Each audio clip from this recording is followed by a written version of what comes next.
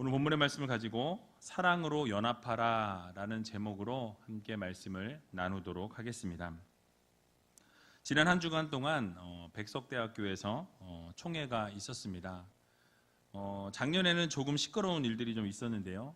이번 총회 때는 사랑으로 연합되어서 하나 되는 모습이 있었던 아주 귀한 시간이었습니다.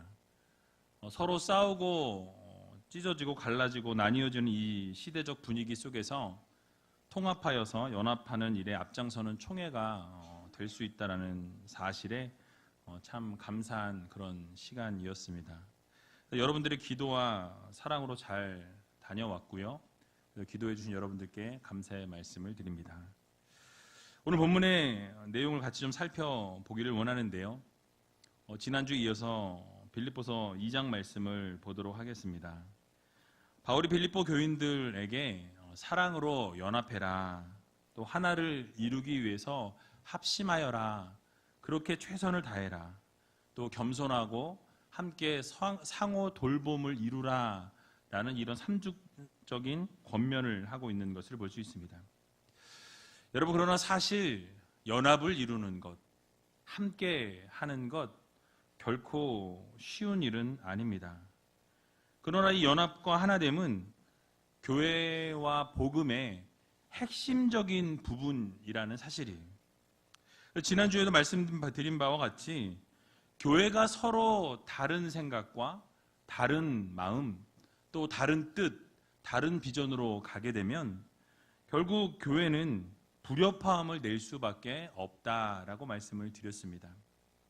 그러나 같은 생각과 같은 마음을 가지고 한 방향을 향해서 나아가게 될 때, 또 그것을 위해 최선을 다하게 되면 결국 교회는 아름다운 공동체, 하나님이 기뻐하시는 공동체, 또 그래서 연합하기에 쉬운, 또 하나 되는 그런 공동체가 되기에 어렵지 않다라는 것입니다. 그래서 바울도 빌립보 교회가 연합하고 협력하기 위해서 이 성도 간의 교제의 4가지 원리를 오늘 본문 1절에서 말씀하고 있는 것을 볼 수 있는데요. 우리 같이 본문 1절을 함께 읽어보도록 하겠습니다. 그러므로 그리스도 안에 무슨 권면이나 사랑의 무슨 위로나 성령의 무슨 교제나 긍휼이나 자비가 있거든. 아멘. 자, 아무 생각 없이 그냥 여러분 읽으시면 그렇구나. 근데 머리에 남는 게 없어요. 그죠? 머리에 들어오진 않습니다. 제가 그랬거든요. 현대인의 성경을 읽어보니까 이렇게 말씀하고 있습니다.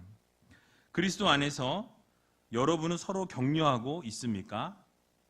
또 그리스도의 사랑으로 서로 위로하며 성령으로 교제하고 있습니까? 또 그리고 서로 친절과 동정을 베풀고 있습니까? 이렇게 묻고 있어요. 여러분, 이렇게 묻고 있는 이 물음에 여러분 어떻게 대답하시겠습니까?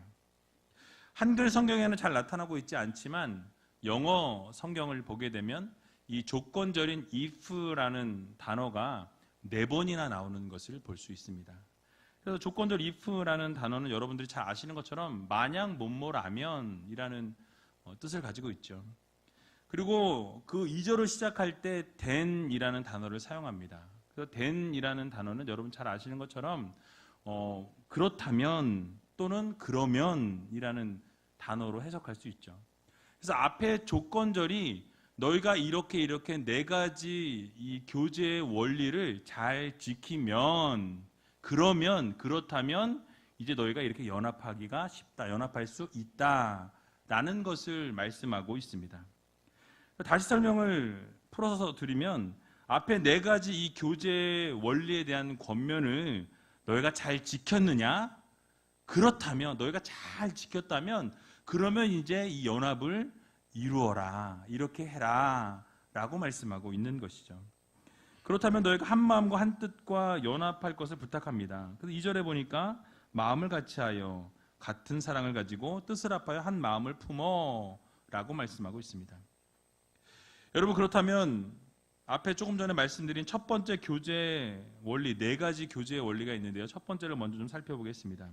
첫 번째 교제의 원리는 그리스도 안에서 권면을 하고 있느냐라고 묻고 있어요. 자, 여기서 권면이라는 말씀은 파라칼레오라는 이 원어를 쓰고 있는데요. 오늘 좀 원어를 좀 여러 번 말씀드릴 것 같습니다. 이 파라칼레오라는 이 단어는요, 그 뜻이 무엇이냐면 곁으로 부르다라는 뜻이에요. 그러니까 권면이라는 이 말을 우리가 생각할 때 권면 그러면 뭐 충고 또는 잘못된 것을 지적할 때 권면하는 것으로 우리가 생각을 합니다. 그런데 이 원어의 의미를 살려서 우리가 생각해 보면 잘못된 것을 지적하기 위해서 부르는 것이, 불러서 잘못된 것을 말하는 것이 권면이 아니라는 거예요. 여러분, 권면이라는 것은 무엇이냐? 바로 사실은 곁으로 불러서 그를 격려하고 그를 위로하고 그를 칭찬해 주는 것이 권면입니다. 그래서 이 권면은요, 곁으로 불러서 세워주고 격려하는 것이 참된 권면이라는 거예요. 교회 안에서도 권면을 이룰 때에는 잘못된 점을 지적하고 잘못된 것에 대해서 이야기하는 것이 권면이 아니라, 그 잘못된 것 이야기하는 것에 초점이 맞춰진 것이 아니라 바로 곁으로 일단 불러서 그리고 격려해주고 위로해주는 것, 이것이 참된 권면의 의미라는 사실이에요. 그러니까 지적질을 하는데 급급한 모습이 아니라 예수 그리스도 안에서 격려해야 한다라고 말씀합니다. 그래서 오늘 본문에도 보니까 이 격려와 권면은 그리스도 안에서라는 전제 조건이 붙어요. 그러니까 권면을 하는 데 있어서도 그냥 이렇게 막 불러서 권면을 막 하는 게 아니라 그리스도 안에서, 예수 그리스도의 사랑 안에서 격려하고 세워주는 것이 참된 권면이다 라고 성경은 말씀하고 있는 것입니다. 그래서 여러분, 우리가 성령을 지칭하는 보혜사 성령이라고 이야기하는데요, 이 보혜사라는 단어를 사용할 때 파라클레토스라는 단어를 씁니다. 이 파라클레토스와 조금 전에 이 권면이라고 말씀드렸던 이 파라칼레오, 좀 비슷하죠? 이게 뭐냐면 어근이 똑같아서 그렇습니다. 동일한 어근을 사용한다라는 거예요. 이제 권면이라는 단어와 이 보혜사 성령이라는 이 단어의 어근이 동일하다라는 말씀이에요. 즉 보혜사 성령께서 우리를 위해서 변호해 주시고 우리를 위해서 격려하시고 우리를 위해서 위로하듯이, 그렇게 성도들을 권면할 때 위로하고 격려하는 것, 그렇게 조용히 곁으로 불러서 그 이야기들을 좋게 나누는 것, 그것이 바로 참된 권면이라는 것을 우리는 기억해야 할 것입니다. 그래서 이런 그리스도 안에서 이런 모습으로 권면을 이루어야 결국 사랑으로 연합할 수 있는 공동체가 될 수 있음을 우리들에게 교훈해주고 있는 것입니다. 두 번째 교제의 원리는요, 그리스도의 사랑으로 서로 위로하라 라고 말씀하고 있습니다. 그러니까 서로 위로하고 있냐라고 묻고 있어요. 여러분, 교회가 분열하고 분쟁을 극복하며 하나 될 수 있으려면 이 사랑의 위로가 반드시 있어야 한다는 사실이에요. 어떤 일이 생겼을 때 잘잘못을 따지려고 하면 오히려 상처를 받게 됩니다. 네가 잘못했니? 내가 잘못했니? 이거는 너 때문에 그러니? 이게 나 때문에 그러니? 이런 것들을 하다 보면 결국 문제가 생기게 되어 있다는 사실이에요. 또 어설픈 위로를 하다 보면 오히려 위로하지 않은 것만도 못한 위로가 될 수 있다라는 거예요. 그러니까 위로하지 않은 것보다 못한 결과를 가져올 수 있습니다. 여기서 위로라는 단어로 쓰인 이 단어는요, 파라미디온이라는 단어를 사용합니다.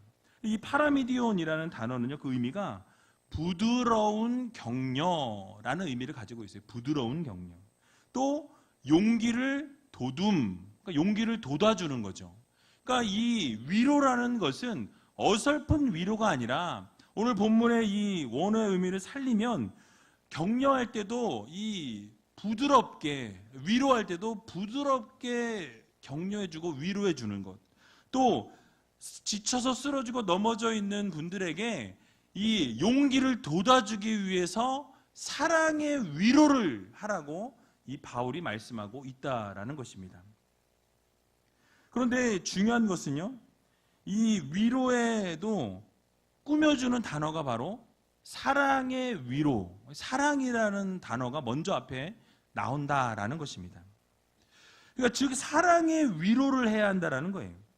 그러니까 그냥 위로할 것이 아니라 그냥 아무런 위로를 그냥 막 하는 것이 아니라 그 마음에 사랑을 담아서 그에게 격려하고 용기를 북돋아주고 그렇게 해서 사랑의 위로를 담아서 전해야 그것이 진정한 위로가 될 수 있다라는 거예요. 첫 번째 말씀드린 권면은 그리스도 안에서 말씀으로 위로하고 격려하고 교훈해야 한다라는 말씀이고요. 이 두 번째 말씀하고 있는 이 위로는 진정으로 사랑의 기초 위에서 사랑으로 위로하는 위로가 되어야 한다라고 말씀하고 있는 것입니다. 즉 사랑이 없는 위로는 진정한 위로가 될 수 없다라는 거예요.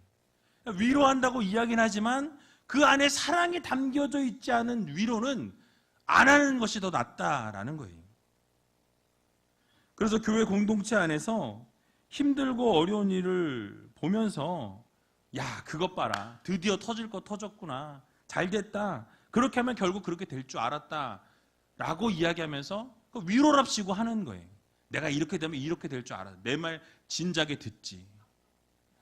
여러분 이게 위로입니까? 이걸 위로라고 위로하는 거예요. 여러분 연약함 가운데 있는 성도들을 진심으로 사랑을 담아서 용기를 북돋아 주기 위해서 하는 위로가 진정한 위로라는 것, 사랑의 위로라는 것을 여러분들 모두 기억하시기 바랍니다.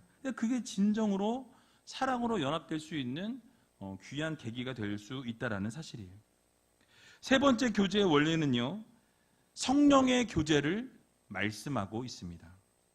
자, 여기서 말씀하는 교제라는 단어는 여러분 잘 아시는 코이노니아라는 단어를 사용합니다. 아주 성도들의 친밀한 교제를 말씀하죠. 그냥 일반적으로 그냥 사귀고 이런 것이 아니라 정말 성령의 놀라우신 능력과 은혜를 경험한 공동체가 함께 아름답게 친밀하게 이렇게 연합하여 있는 상태를 말하고 있는 것입니다. 성령 안에서 교제는 그리스도 안에서 한 몸을 이루는 데 있어서 필수적인 요건이 된다라는 거예요. 곧 교회는 개인의 이익을 목적으로 한 집단이 아니라는 것입니다. 이익단체나 영리를 목적으로 한 어떤 그런 사단 법인과는 본질적으로 다른 공동체라는 거예요. 그래서 교회 공동체는 반드시 성령과 함께하는, 성령과 교통을 이루는 아름다운 교제가 싹터야 한다라는 거예요. 그래서 성령과 이 사람과의 교제, 또 이 성도와 성도와의 교제 가운데 성령의 역사하심이 반드시 있어야만 그것이 바로 아름다운 교제, 성령의 교제라고 말씀하고 있는 것입니다. 그런데 우리가 잊지 말아야 할 것은 이 성령의 교제와 그냥 이 세상의 교제는 차원이 다르다라는 거예요. 여러분 성령의 교제가 없이 인간적인 교제만 이루게 되면 그 공동체에는 반드시 문제가 생기게 되어 있습니다. 그러니까 교회 안에서 예를 들어서 목장 모임이나 어떤 팀 모임이나 어떤 회의 모임이 있을 때 그 모임 가운데 그냥 교제만 하다 보면 말씀이 없고 성령의 교통하심이 없는 그냥 모이기 좋아서 모이는 그 모임은 결국 반드시 문제가 생기게 되어 있다라는 사실이에요. 반드시 성령께서 함께 하셔야 하고 성령의 교제가 이루어지게 될 때에 그 공동체, 그 모임은 아름답게 세워져 나갈 수 있다라는 사실을 여러분 모두 믿으시기 바랍니다. 즉 성령의 임재하심과 이 성령의 역사하심 안에서 교제를 이루어야 한다라는 거예요. 그래야 결국 한 마음과 한 뜻이 될 수 있다라는 사실입니다. 그러니까 우리의 그냥 마음을 서로 나누는 것으로 멈추는 것이 아니라 그 안에 성령의 역사하심과 성령의 인도하심이 있는 그런 공동체가 되어야 한다는 사실이에요.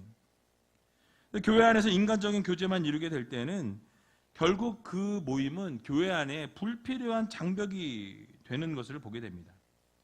그래서 교회 안에서 교제나 사귐은 언제나 인간적인 친숙하는 이런 친해지는 친목이 도모되어지는 자리가 아니라 성령님께서 그 모든 것을 주관하시는, 성령님께서 모든 것들을 인도해 주시는 그런 교제가 교통이 있어야 한다라는 거예요. 그래서 여러분, 교회 안에서 성령의 교제가 있을 때에 이 만난 횟수도 얼마 되지 않는데 성령의 교통이 있는 그 모임과 만남은요, 마음이 확 열리게 되는 것을 보게 됩니다. 신뢰가 갑자기 확 쌓이게 되어지는 것을 볼 수 있다는 거예요. 이번에 25기 알파를 어제 두 번째 모임을 가졌는데요. 준비된 모임이고 또 마음을 확 열어서 그런지 이 성령의 교통하심 가운데 서로 마음이 확 열리게 되는 모습을 보게 됩니다. 바로 이렇게 성령의 교제, 성령의 그 인도하심, 성령의 역사하심 속에서 교통이 이루어질 때, 교제가 이루어질 때 바로 사랑의 연합을 이룰 수 있다라고 지금 바울은 말씀하고 있는 것입니다. 네 번째 교제의 원리는 바로 긍휼과 자비라고 말씀하고 있습니다. 여러분, 긍휼은 이웃의 사정과 형편을 마치 나의 일처럼 여기면서 그 필요를 공급해 주려는 그 마음이 바로 긍휼의 마음입니다. 바로 또 자비의 마음은요, 다른 사람들의 아픔과 슬픔에 동참하면서 그 아픔에 자기의 그 마음을 정말 같이 아파해 주는 그런 마음이 바로 자비의 마음이에요. 그래서 교회는 이런 긍휼히 여기는 이 마음과 자비를 베풀고자 하는 그 마음이 가득한 공동체가 될 때 결국 그 공동체는 사랑의 연합을 이루는 공동체가 될 수 있다라는 것입니다. 주님께서 우리를 바라보시면서 늘 긍휼히 여기시고 자비를 베푸시고자 하는 마음을 가지고 우리를 바라보신다라는 거예요. 여러분들을 보실 때마다 하나님께서 긍휼히 여기시고자 하는 마음, 자비를 좀 베풀어 주시고자 하는 그 마음이 불일 듯 늘 일어난다라는 거예요. 동일하게 우리 공동체 안에서도 바로 성도들을 대할 때 그런 긍휼히 여기는 마음과 자비를 베풀고자 하는 마음이 막 일어나야 한다라는 거예요. 그렇게 될 때 결국 교회는 같은 마음과 같은 뜻과 같은 모든 한 마음을 가지고 공동체를 세워나갈 수 있다는 사실입니다. 자, 그러면 저는 여러분들에게 다시 한번 묻겠습니다. 여러분, 교회 공동체를 아름답게 세우고 또 하나의 연합을 이루기 위해서 그리스도 안에서 권면을 앞으로 이루시겠습니까? 아멘. 또 그리스도의 사랑으로 서로 위로하고 격려하시겠습니까? 아멘. 그러면 성령의 교제로 공동체를 아름답게 세워 나아가시겠습니까? 아멘. 또 긍휼과 자비의 마음으로 하나된 교회를 이루어 나가시겠습니까? 아멘. 여러분, 정말 이러한 모습이 교회 안에 넘쳐나게 될 때에 그 교회는 정말 사랑으로 연합되어지는 한 아름다운 공동체를 이룰 수 있다는 이 사실을 여러분들 모두 믿으시기 바랍니다. 그래서 이 교제의 원리를 기억하셔서 사랑의 연합을 이루기 위해 최선을 다할 수 있는 저와 여러분들이 다 되시기를 주님의 이름으로 간절히 축원드립니다. 또 바울은 이런 네 가지 교제의 조건이 충족이 되어지면 이제는 마음을 합하고 같은 사랑을 가지고 연합하여서 한 마음과 한 뜻으로 이렇게 나아가는 모습이 필요하다라고 말씀하고 있는 것을 볼 수 있습니다. 즉, 교회의 일치를 위한 비결을 오늘 본문 2절에서 말씀하고 있다라는 거예요. 오늘 본문 2절을 같이 한번 읽어보도록 하겠습니다. 마음을 같이하여 같은 사랑을 가지고 뜻을 합하며 한 마음을 품어. 아멘. 자, 성도들의 일치를 이루기 위한 비결을 지금 또 앞에서 4개의 교제 비결에 대해서 얘기했는데 이 4가지로 또 얘기합니다. 바로 교회 일치를 위한 비결 첫 번째는 성도들이 일치를 이루기 위해서 마음을 어떻게 해라? 마음을 같이 해라. 마음을 같이 하라는 거예요. 마음이 나누어져 있는 성도가 아니라, 마음이 서로 갈라져 있는 것이 아니라 이 마음을 어떻게 해라? 하나로 같이 묶어라 라는 거예요. 마음을 하나로 해라. 한 마음을 품으라 라는 말씀입니다. 어떻게 한 마음을 품을 수 있습니까? 같은 생각을 갖게 되면 한 마음을 품을 수 있다라는 거예요. 그러니까 같은 생각을 하고 같은 비전을 공유하고 같은 방향을 향해서 나아가게 되면 결국 하나를 이룰 수 있다라는 거예요. 하나로 연합할 수 있다라고 말씀합니다. 또 여러분 같은 생각뿐만 아니라 무엇을 가지라고 말씀하죠? 같은 뜻이면 좋겠지만 사랑이라고 말씀합니다. 같은 사랑을 가지라라고 두 번째 말씀하고 있어요. 같은 뜻은 세 번째 나와요. 틀린 것은 아닙니다. 같은 사랑이라는 것은 예수 그리스도의 사랑을 말해요. 이 예수 그리스도의 사랑. 그러니까 헌신하시고 희생하신 그 예수 그리스도의 사랑. 죽기까지 사랑하신 그 사랑으로 우리가 연합하면 뭐예요? 하나 될 수 있다라는 말씀입니다. 즉 한이 없는 사랑, 정말 영원한 그 예수 그리스도의 사랑으로 함께 사랑할 때 여러분 이 사랑은 공동체의 연합을 이룰 수 있다라는 것입니다. 여기에 이 사랑이라는 단어도요. 여러분 뭐 필레오나 아니면 에로스 이 단어가 쓰이지 않았어요. 이 단어에는 아가페라는 단어가 쓰였습니다. 바로 주님의 사랑, 영원한 사랑, 변하지 않는 사랑, 끊임없는 사랑.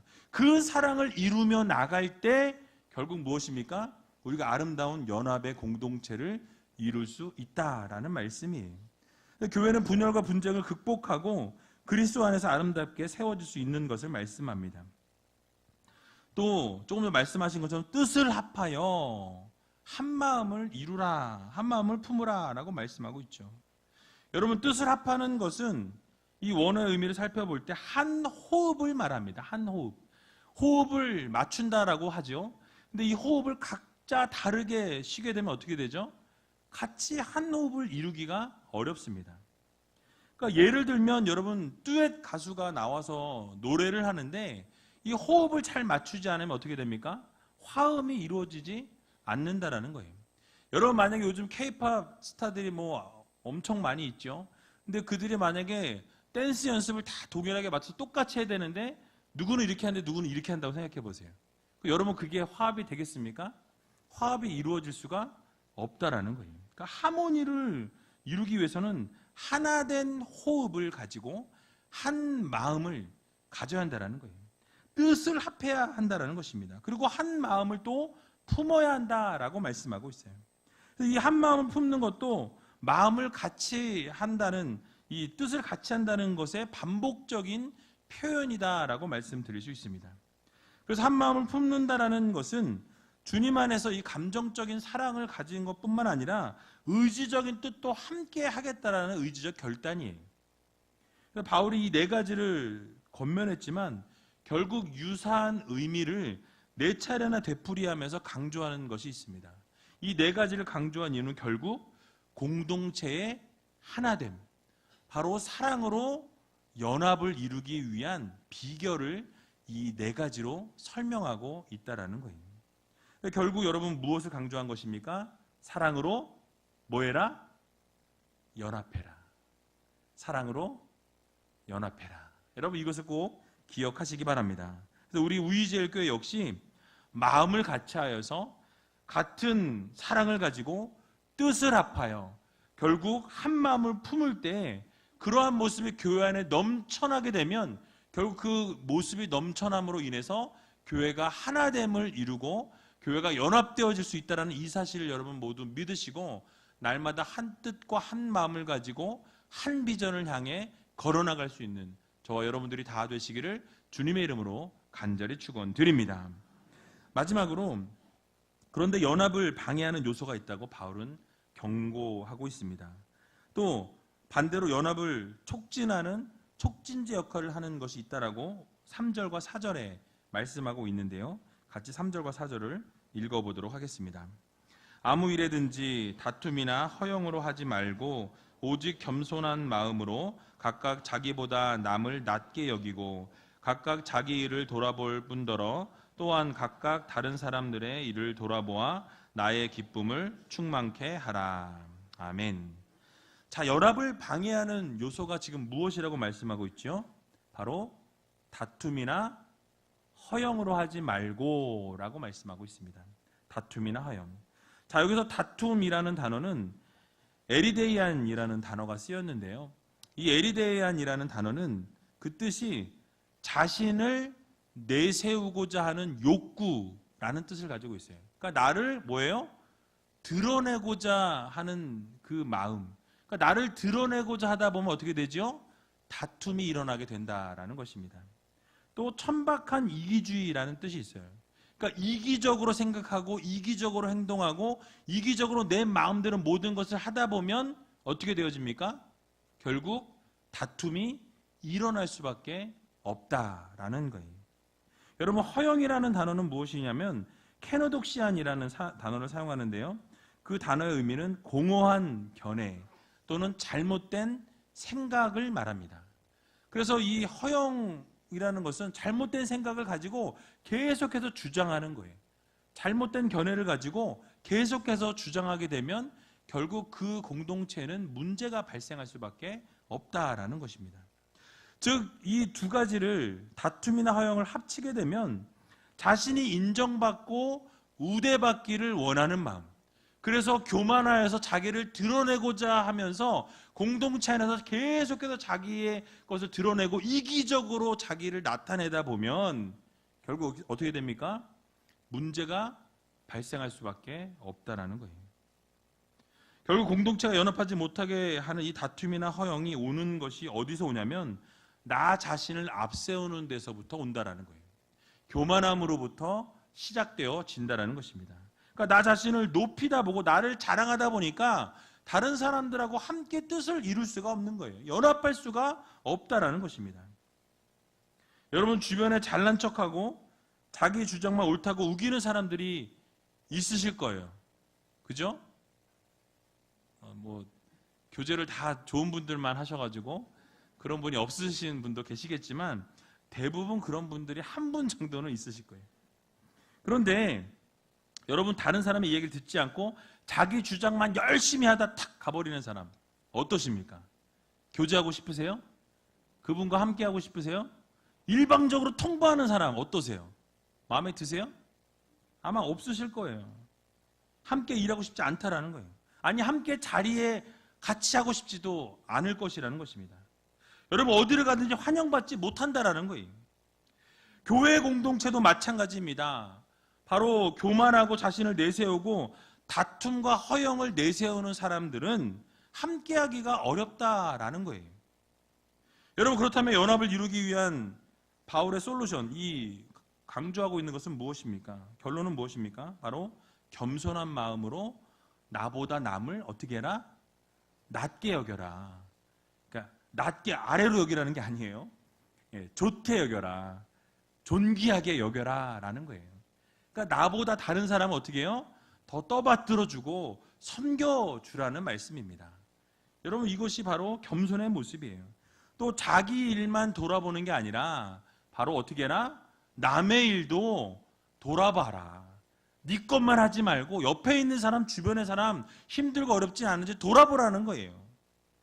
이런 모습이 공동체 안에 충만하게 될 때 결국 연합과 화합과 일치가 이루어지는 공동체가 될 수 있다는 이 사실을 여러분들 모두 믿으시기 바랍니다. 그래서 성 어거스틴은 이렇게 말했다고 해요. 첫째도 겸손이요, 둘째도 겸손이요, 셋째도 뭘까요? 겸손이다 라고 이야기했다라고 합니다. 가장 중요한 것이 그만큼 성도들에게 있어서 뭐라는 거예요? 겸손합니다 라는 것입니다. 여러분, 겸손은요, 자신을 무조건 낮추는 것이 겸손이 아닙니다. 아니에요, 저는 못합니다, 할 수 없습니다, 제가 부족하지요, 이렇게 막 낮추는 게 겸손이 아니에요. 그렇게 막 낮추면 옆에 있는 사람이 어떻게 해요? 아니야, 너는 잘해, 멋있어, 이걸 의도하고서 자기를 낮추는 거 겸손이 아니에요. 결국 교만이죠. 나를 드러내기 위해서 나를 막 낮추는 거예요. 근데 진정한 겸손은 뭐냐? 자신의 한계를 깨닫는 거예요. 내가 할 수 없는 그 부분이 어디 있는가? 나의 한계를 깨닫고 나의 결점이 무엇인지, 나의 부족한 게 무엇인지를 잘 아는 것, 그게 바로 진정한 겸손이라는 것입니다. 그래서 하나님 앞에서 또 사람들 앞에서 나의 부족함을 고백하고 나의 부족함을 인정하고 나의 결점을 인정할 줄 아는 사람, 그것이 바로 진정으로 겸손한 사람이라는 거예요. 나의 허물을 인정하고 나의 한계가 여기밖에 되지 않는다라는 것을 하나님 앞에서와 사람 앞에서 인정하고 고백할 줄 아는 그 용기, 그게 바로 진정한 겸손의 사람이라는 것을 여러분 모두 기억하시기 바랍니다. 그래서 이렇게 태도에서 우리가 삶을 살 때 겸손이 묻어 나와야 한다는 거예요. 주변의 성도들을 나보다 더 위대하고 훌륭한 사람으로 여길 줄 아는 그런 사람이 진정으로 겸손한 사람이라고 말씀하고 있습니다. 또 겸손한 사람은 자기를 돌아볼 뿐 아니라 다른 사람의 일까지도 돌아볼 줄 아는 사람, 그런 사람들이 겸손하다라고 말씀하고 있어요. 무슨 뜻입니까? 나의 관심사, 내가 원하는 것, 내가 생각하는 것, 내가 맞다고 하는 것에만 마음을 뺏기고 살아가는 것이 아니라 다른 사람들은 무엇을 바라보고 사는지, 다른 사람들은 어떤 거에 관심이 있는지, 다른 사람은 무엇을 원하고 있는지 그것을 돌아볼 줄 아는 것, 그것이 바로 겸손한 사람들의 모습이라고 말씀하고 있는 것입니다. 그게 바로 진짜 겸손이에요. 바로 이러한 모든 겸손의 사람들이 교회 안에 결국 넘쳐나게 될 때에 남을 나보다 낮게 여기고 좋게 여기고 존귀하게 여기고 결국 나만 돌아보는 게 아니라 주변 사람들을 돌아보는 성도들이 넘쳐나고 그 교회 가운데 이렇게 일어나게 될 때에 결국 그 교회는 사랑으로 연합할 수 있는 교회가 된다는 이 사실을 여러분들 모두 믿으시고 그러한 성도가 되기 위해서 최선을 다하고 몸부림치는 귀한 이번 한 주가 되시기를 주님의 이름으로 간절히 축원을 드립니다. 오늘 함께 찬양하기 원하는 것은 새로운 찬양이에요. 그래서 여러분 새 찬양 여호와께 돌아가자라는 찬양인데요. 여러분 같이 이 찬양 부르시면서 정말 주님께서 우리를 부르셨습니다. 근데 우리가 자꾸 하나님으로부터 떠나려고 돌아서려고 할 때 주님은 우리를 포기하지 못한다라고 말씀하신다는 거예요. 여러분 그 주님을 우리 함께 여호와 앞으로 돌아가고자 하는 그 마음을 가지고 하나님 앞에 나아가는 귀한 우리들이 되었으면 좋겠습니다. 같이 여호와께 돌아가자 함께 찬양합니다.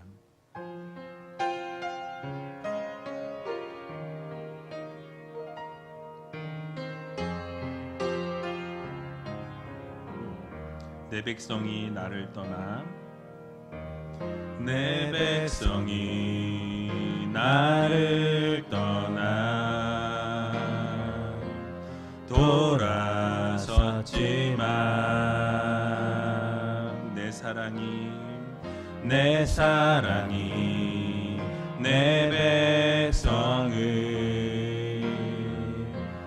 보기 못하니 내 모든 것 내어주고 나 그들을 얻으리라. 여호와께 돌아가자. 우린 돌아서도 그는 변치 않네. 여호와께 돌아가자. 우린 넘어져도 그 사랑 영원하네. 다시 한번 찬양합니다. 내 백성이 나를 떠나 내 백성이 나를 떠나 돌아섰지만 내 사랑이 내 백성을 내 사랑이 내 백성을 보기 못하니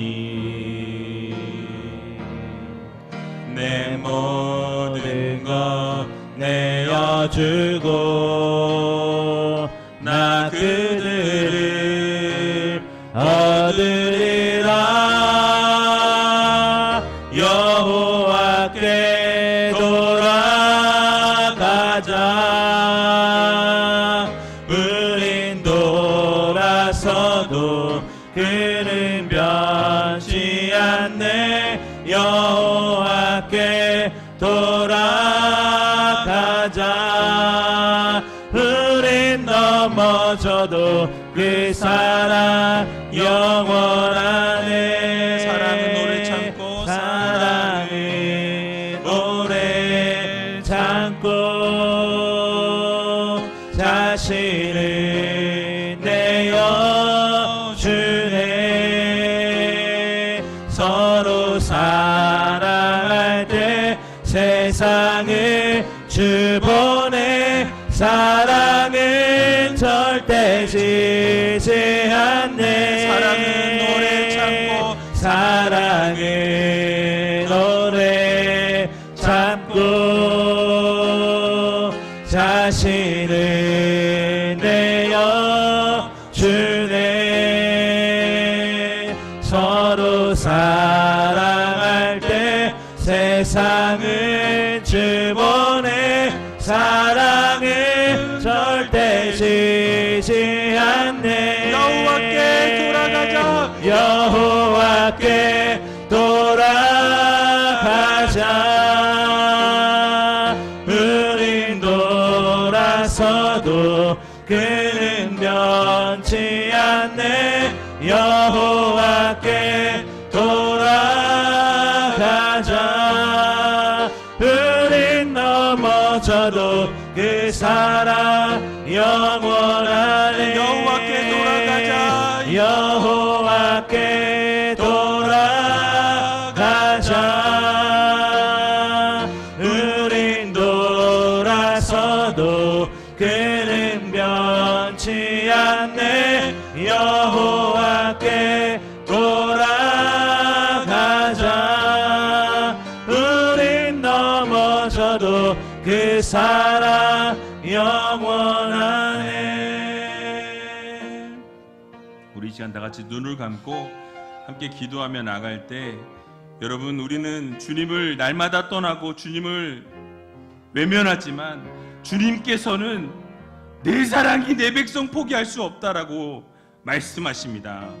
내 모든 것을 내어줄지라도 그들을 내가 얻겠다라고 말씀하시는 그 주님의 음성 듣고, 하나님 감사합니다. 날마다 우리는 하나님을 등지고 살았고 하나님을 떠나 살았지만 그럼에도 불구하고 하나님은 우리를 기다리시니 하나님 주님 앞에 돌아가기를 소원합니다.